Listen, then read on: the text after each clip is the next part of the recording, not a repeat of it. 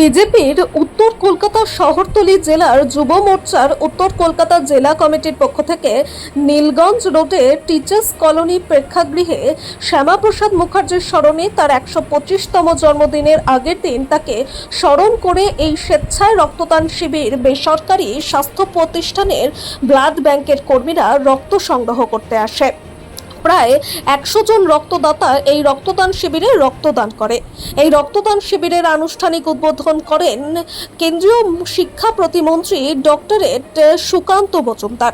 এছাড়াও উপস্থিত ছিলেন রাজ্যের সহ সভাপতি রাজু ব্যানার্জি। এছাড়াও উপস্থিত ছিলেন কিষাণ মোর্চার রাজ্যের সাধারণ সম্পাদক অরূপ চৌধুরী এবং বিজেপি উত্তর কলকাতার শহরতলি জেলার সভাপতি আইনজীবী চণ্ডীচরণ রায়।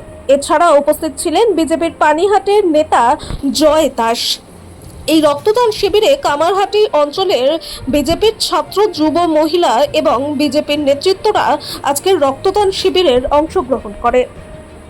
হত্যাকাণ্ড, সেই হত্যাকাণ্ড এই বাংলার বহু চর্চিত হত্যাকাণ্ড এবং তার উপরে সিনেমা পর্যন্ত হয়ে গেল।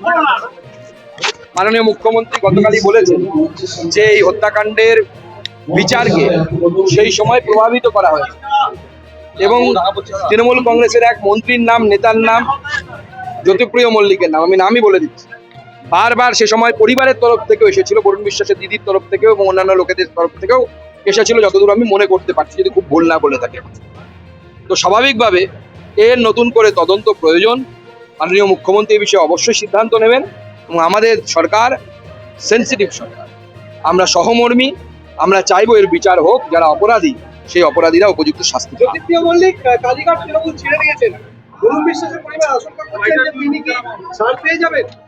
দেখুন, আইনের সামনে সবাই সমান। আমাদের মুখ্যমন্ত্রী এটা স্পষ্ট করেছেন। তিনি বলেছেন যে কেউ যদি ভেবে থাকে যে সে নতুন একটা পার্টি করেছে বলে কেউ তার ভিড়ের ধমক দেবেন, কেউ অন্য একটা পার্টিতে গিয়ে জয়েন করবেন, তাতে বেঁচে যাবেন, ভারতীয় জনতা পার্টির সরকারের আমলে ওরকম হবে না। আমাদের মুখ্যমন্ত্রীর উপর ভরসা রাখুন, তিনি অবশ্যই ব্যবস্থা নেবেন। ডায়মন্ড হারবারের পর বিষ্ণুপুর থানায় অভিষেকের সেবাশ্রয় নিয়ে অভিষেক বন্দ্যোপাধ্যায় এবং জাহাঙ্গীরের নামে আবার নতুন করে মামলা হয়েছে। দেখুন, কি বলবেন? যেভাবে অভিযোগ আসছে, সেবাশ্রয়কে তো এখন দুরাশ্রয় মনে হচ্ছে। কোন রকম দূর অভিসন্ধি নিয়ে মনে হচ্ছে এগুলো করা হয়েছে এবং যেভাবে হোমিওপ্যাথি ডাক্তারও না, ছাত্র যারা, তাদেরকে নিয়ে এসে চিকিৎসা করানো হয়েছে এলোপ্যাথি ডাক্তার বলে, বিশিষ্ট নিউরো মেডিসিন স্পেশালিস্ট বলে, এবং শুধু তাই নয়, তার সাথে বলা হয়েছে যে সমস্ত ছাত্ররা, ডাক্তারি ছাত্র পড়ুয়ারা এই সেবাশ্রয় বা দুরাশ্রয়ে অংশগ্রহণ করবেন, তাদের পরীক্ষাতে ভালো মার্কস পাওয়া যাবে এবং সরকারিও চাকরি নাকি তারা পাবেন।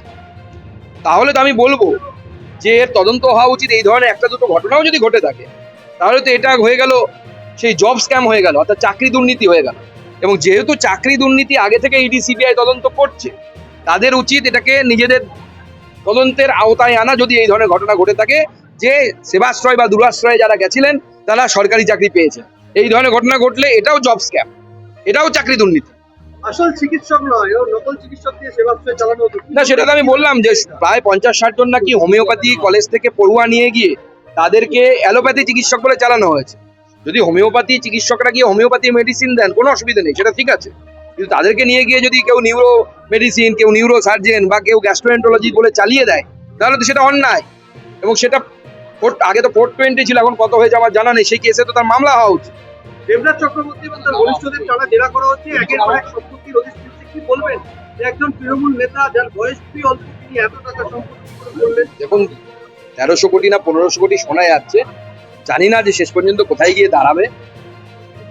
এটা অত্যন্ত চিন্তার বিষয় যে একটি যুবক ছেলে, সে কয়েক বছর রাজনীতি করে যদি এরকম 1000 কোটি টাকার মালিক যদি হয়, তাহলে আগামী দিনে তো বাংলার মানুষের বা দেশের মানুষের গণতন্ত্রের প্রতি আস্থা বলে কিছু আর থাকবে।